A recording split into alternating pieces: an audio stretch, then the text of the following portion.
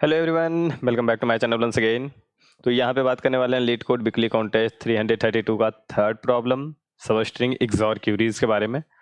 And एक question में मैंने एक छोटी सी गलती की थी, उस वजह से यार कॉन्टेस्ट के बीच में नहीं हुआ। कॉन्टेस्ट में लाइक ऑलमोस्ट जितना भी लॉजिक मैं डिस्कस करूंगा उसमें एक छोटा सा पॉइंट पे मैं मिस्टेक किया। एंड अगर आपने भी वही उसी पॉइंट पे मिस्टेक किया है तो यार ठीक है, कोई नहीं, हो जाता है कभी कभी। ओके, तो थर्ड क्वेश्चन पे मूव करते हैं। बट बिफोर दैट, इसी कॉन्टेस्ट का मैंने सेकंड प्रॉब्लम एंड फर्स्ट दोनों का वीडियो डाल दिया है। एंड आई होप कि फर्स्ट वाला काफ़ी इजी है, तो बिगनर्स लोगों के लिए सिर्फ वो आएगा काम का। ठीक है, सेकंड क्वेश्चन का अगर आपने नहीं देखा वीडियो, अगर आपको कोई डाउट है तो नीचे सॉरी ऊपर आई आई बटन पे आपका लिंक आ रहा होगा, जाकर देख लेना। ठीक है, थर्ड पे बात कर लेते हैं। थर्ड क्वेश्चन क्या कह रहा है कि आपके पास एक बाइनरी स्ट्रिंग है एस एंड एक 2D इंटीजर एरे है क्यूरीज। तो क्यूरीज में दो नंबर दिए हुए हैं, फर्स्ट एंड सेकंड। ठीक है, IS क्यूरी में बेसिकली क्या करना है, फॉर IS क्यूरी जो आपके पास फर्स्ट एंड सेकंड है, आपको एक ऐसा शॉर्टेस्ट सबस्ट्रिंग फाइंड करना है सच डैट कि उसका जो डेसिमल रिप्रेजेंटेशन होगा, ओके जैसे मैं बात करूं अगर फर्स्ट क्यूरी के फर्स्ट पे 05, तो 05 तो ठीक है, इसके लिए एक मुझे एक इस स्ट्रिंग से एक स्ट्रिंग फाइंड करना होगा, एक सबस्ट्रिंग फाइंड करना होगा, शॉर्टेस्ट सबस्ट्रिंग। मैं बोलूँ शॉर्टेस्ट का यहाँ पे जरूरत नहीं बनेगा आपको। ठीक है, अगर आप पूरा जब क्वेश्चन पढ़ोगे तो आपको पता चलेगा शॉर्टेस्ट वर्ड का मतलब नहीं था, सिर्फ सबस्ट्रिंग का जरूरत पड़ेगा आपको। एक तरीके से मैं बोल सकता हूँ फर्स्ट सबस्ट्रिंग, उसका जो डेसिमल वैल्यू होगा वो इस दोनों वैल्यू के बिटवाइज एक्सॉर के बराबर होगा। और ये क्यों कह रहा हूँ, क्योंकि देखो यहाँ पे एक फैक्ट सबसे पहले समझ लो, अगर ए एक्सॉर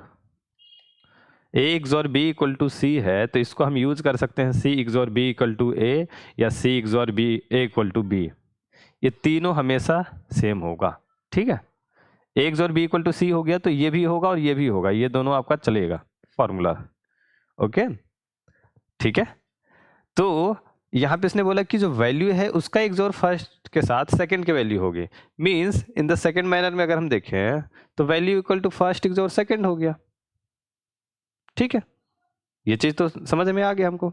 अगर ऊपर का फॉर्मूला आपको नहीं पता था तो इसको नोट डाउन कर लो और इसको याद रखना है। ठीक है, तो ये डायरेक्ट उसने ना देकर उसने एक स्टेप पीछे ले गया उसको, और उसने बोल दिया कि ठीक है, वैल्यू जो आएगा ना तुम्हारा उसका फर्स्ट के साथ एक्सॉर करो, वो सेकंड मिलेगा। चाहे तो यहाँ पे तुम सेकंड की जगह रख दो, उसके बाद फर्स्ट को फाइंड करो। बात देखिए, हमने उसको सिंप्लिसिटी के लिए, अपने समझने के लिए ज़्यादा अच्छे तरीके से मैंने बोला कि ठीक है, मैंने जो दोनों वैल्यू दी है ना उसका एक्सॉर जो होगा वो वैल्यू, और जो तुम अपने सबस्ट्रिंग जो चूज करोगे उसका डेसिमल वैल्यू, दोनों सेम होगा। अब देखो क्वेश्चन कितना इजी सा फील होने लगेगा। ठीक है, अब आपको क्या करना है, अब देखो 05 का एक्सॉर देखोगे तो 5 होगा, और 5 का एज ए सबस्ट्रिंग इसमें चूज करना। देखो 5 कहाँ पे आ रहा है, तो ये 5 है, 02 ये भी 5 है, ये भी 5 है, बट मुझे फर्स्ट वाला देखना है। और मैं बोला था कि आपको शॉर्टेस्ट का मतलब नहीं रह जाएगा, क्योंकि 5 का रिप्रेजेंटेशन अगर बाइनरी में आप देखोगे तो 101 ही बनेगा। इसमें शॉर्टेस्ट लॉन्गेस्ट जैसा नहीं है, इसमें मैं बोलूंगा कि फर्स्ट सबस्ट्रिंग बोलना चाहिए इसको। ठीक है, इसमें मैं बोलूंगा first substring of S. Okay, तो इस चीज में आपको अगर इतना समझ में आ गया होगा तो क्वेश्चन अब थोड़ा सा इजी हो गया होगा। यहाँ तक लॉजिक मैं कॉन्टेस्ट के टाइम पे चला गया था लेकर, प्रॉब्लम यहाँ पे मैंने नहीं किया। आगे देखते हैं। अब देखो, ये जो एक कंस्ट्रेंट पे ध्यान दो, एस का लेंथ है 10⁴ चलेगा, क्यूरीज का लेंथ है 10⁵, तो आपको यहाँ से क्लियर हो गया कि चलो ऐसा है 10⁵ है हमारे पास ना, तो हमारा लाइक हर एक क्यूरी पे जो हम बात कर सकते हैं तो log n से ज़्यादा नहीं होगा। log n for each query, उससे ज़्यादा तो हो ही नहीं सकता। क्यों? क्योंकि लाइक 10⁵ के रेंज में n log n से ज़्यादा का अगर आप सॉल्यूशन लेके जाओगे तो वो एक्सेप्ट नहीं होगा, वो TL ही हो जाएगा। और मेरा यही हुआ। कोई नहीं, हम लोग यहाँ पे बात करते हैं तो n log n है, मीन्स हर एक क्यूरी पर आपके पास log n कॉम्प्लेक्सिटी के लिए है टाइम। ठीक है, ये एनालिसिस है यहाँ तक का। और बात कर लेते हैं फर्स्ट एंड सेकंड की जो वैल्यू है वो 10⁹ है, और 10⁹ के रेंज का जो अगर आप बिटवाइज एक्सॉर लोगे, ठीक है, तो बिटवाइज एक्सॉर वैल्यू को बढ़ाता घटाता, लेकिन बिट को चेंज नहीं करता, नंबर ऑफ बिट को। अगर हम 4 बिट के साथ अगर बिटवाइज एक्सॉर करेंगे तो यही वैल्यू 1 की जगह 0 होगा, या तो 0 की जगह 1 होगा। नंबर ऑफ बिट जो है 4 के साथ 4 ही रहेगा, 4 से 5 नहीं होने जाएगा। ठीक है। तो 10⁹ का अगर हम नंबर देख रहे हैं तो हमारे पास नंबर ऑफ टोटल बिट जो देखें तो हमारे पास 32 तक के अगर हम मैक्सिमम रेंज पर भी जा रहे हैं तो उतना भी तो आराम से हो जाएगा हमारा, ऐसा 30 में हो जाएगा इसका। ठीक है, ओके। हम लोगों ने बात किया यहाँ पे 30 पे, यहाँ 30 में हो जाएगा आपको। अब फाइंड आउट कर लेना है इसका, थोड़ा सा कॉपी पे कर लेना, ऑनलाइन कैलकुलेटर होगा वहाँ पे निकाल लेना। ठीक है, तो आप सेफ केस के लिए 32 लेकर चलो।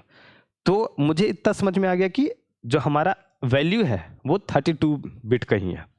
मीन्स स्ट्रिंग में ith पोजीशन से 32 पोजीशन मुझे आगे तक चेक करना है। तो अब इसको क्या करना, अब हमें पता है कि हमें एक वैल्यू को सर्च करना स्ट्रिंग में।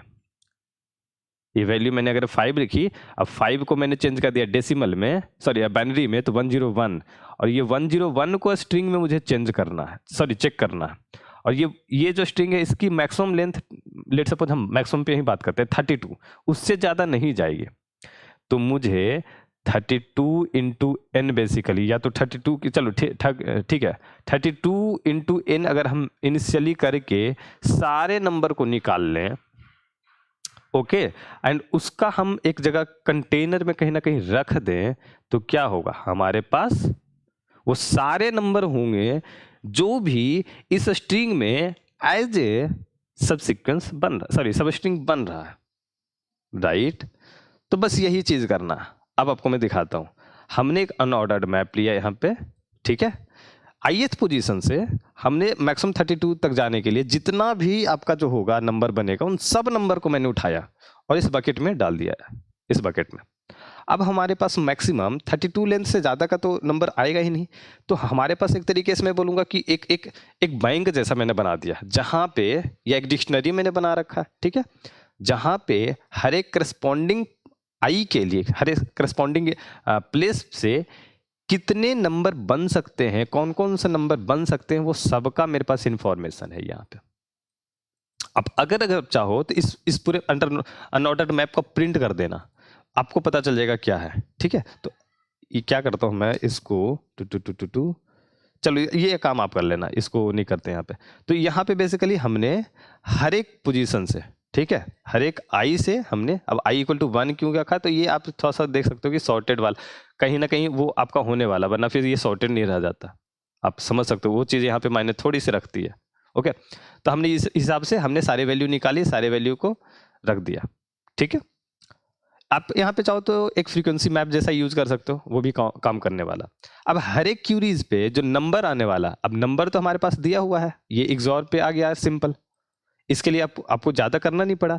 अब हमारे पास अनऑर्डर्ड मैप है, या आप मैप यूज कर लो, वहाँ पे हम काउंट फंक्शन से या फ्रीक्वेंसी अगर आप यूज किए तो वहाँ से भी हम क्लियर पता कर सकते हैं कि ये वैल्यू, जो हम पर्टिकुलर वैल्यू की बात कर रहे हैं, वो हमारे पास अवेलेबल है कि नहीं।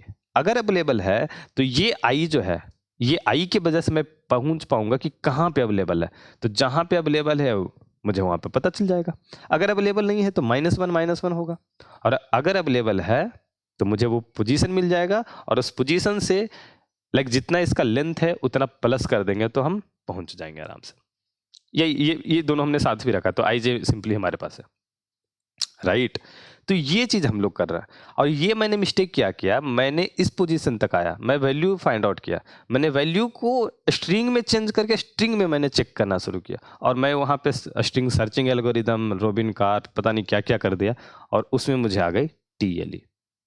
ठीक है, अब पता नहीं वो कुछ गलत तो नहीं हो रहा था, देखो वो भी सही है, बट है कि कॉम्प्लेक्सिटी उसमें ज़्यादा हो रही थी। हिडन टेस्ट केस पे फेल किया, मुझे भी नहीं पता चला कि यार कितने कंस्टेंट पे जाके फेल कर रहा है, या क्या गलती कर सकते हैं। जहाँ तक कि याद मुझे कि बिगो ऑफ M+N कॉम्प्लेक्सिटी पे हम सर्चिंग कर रहे थे रॉबिन कार्प वाले में, बट ठीक है कोई नहीं। बट ये लॉजिक मुझे कहीं ज़्यादा सिंपल लगा, कोड यहाँ पे एकदम छोटा है। आप रॉबिन कार्प पे जाओ, या अगर कहीं हो सकता कोई किसी ने ट्राई से सॉल्व किया हो इस तरीके से, तो आपको कहीं ना कहीं कोड एक तो लेंथ बहुत बड़ा हो जाएगा, थोड़ा सा कॉम्प्लेक्स लॉजिक बनेगा। ठीक है, लॉजिक भी बहुत ज़्यादा कॉम्प्लेक्स नहीं बनेगा, बट मीन्स है कि कोड आप समझने बैठे तो बहुत लंबा हो जाएगा, लिखने बैठोगे तो उसमें एरर के चांसेस है। यहाँ पे सिंपल है, बहुत ज़्यादा कुछ नहीं कर रहे हो आप, नंबर को डेसिमल में चेंज कर रहे हो, डेसिमल को बाइनरी में चेंज कर रहे हो, स्ट्रिंग में चेंज कर रहे हो, थोड़ी सी ऐसे ही कुछ चीज़ें हो रही, उससे ज़्यादा यहाँ पे भी कुछ नहीं है। तो ये कहीं ना कहीं आपका जो एक तो HTML कंटेनर आप बहुत ज़्यादा फैमिलियर हो गए, अगर नहीं तो चैनल पे मैंने स्टार्ट किया है स्टील कंटेनर के बारे में, एंड ऑलरेडी मैंने 5-6 वीडियो अपलोड कर दिया, एंड और आने वाले हैं, इसको ख़त्म ही करेंगे पूरा प्लेलिस्ट के बाद। एंड उसके बाद मैं इसका लाइक हर एक कंटेनर से रिलेटेड 10-15 क्वेश्चन आपको भी लिस्ट डाउन करूँगा, ताकि वो आप पर्टिकुलर कंटेनर पे जो है ना वो बढ़िया तरीके से आप अपना मीन्स क्रैप कर लो चीज़ों को। ओके ठीक है, तो इस वीडियो में इतना ही रखते हैं, एंड आई होप कि आपको इसका डाउट क्लियर हो गया हो, बट स्टिल कोई डाउट बचता है, कोई सजेशन है मेरे लिए, तो आप नीचे कमेंट बॉक्स में बता देना, ठीक है। एंड मिलते हैं अगली वीडियो में, एंड इस वीडियो का लिंक, क्वेश्चन का लिंक आपको नीचे डिस्क्रिप्शन बॉक्स में मिल जाएगा, डिस्कॉर्ड सर्वर का भी लिंक है, ओके ज्वाइन कर लेना, बाय बाय।